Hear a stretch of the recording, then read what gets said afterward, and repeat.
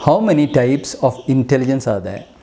We used to believe that there is only one type of intelligence which we measure by IQ. But even a person with a very high IQ cannot do business like Mukesh Ambani, or sing like S.P. Balasubramaniam, or act like Amitabh Bachchan, or play football like Lionel Messi. So a high IQ alone is not enough. We also need to have many other abilities and intelligences to do well in our life. The famous psychologist Dr. Gardner declared in 1983 that there are 8 different types of intelligence. Every one of us has all these 8 different types, but in varying proportions. During adolescence, we should try to develop all these 8 types to the maximum, and we will benefit in the future from this. So what are the 8 types of intelligence? First of all, logical, mathematical intelligence. This is the ability to think logically and scientifically and to do mathematics. This is what we used to call IQ. Secondly, linguistic intelligence, the ability to communicate with others through writing, through speaking, through acting. Now, let's take the example of J.K. Rowling. She is a brilliant person. She wrote the very popular Harry Potter novels. She is obviously an extremely intelligent person, but that does not mean that she necessarily has a good knowledge of science or mathematics. Right? Thirdly, visuospatial intelligence.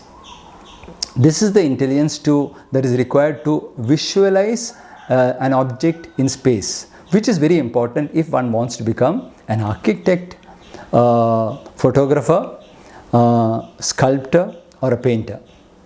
Fourthly, musical intelligence, the ability to sing beautifully, to make a tune, to write lyrics, to play a musical instrument. Fifth, kinesthetic or physical intelligence, the ability to coordinate our body movements beautifully in order to be a graceful dancer or a great sportsman. Sixth, intrapersonal intelligence, the ability to understand ourselves well, to realize our advantages, our virtues, and our defects. Next, interpersonal or emotional intelligence. This is the intelligence required for us to interact properly with other people, to relate to them emotionally, which is very useful for a leader, a doctor, or a teacher. And naturalistic intelligence, the intelligence required to appreciate the environment, to understand the nature, the intelligence that helps you to become a good botanist or a veterinarian or an environmentalist. So there are different aspects to intelligence.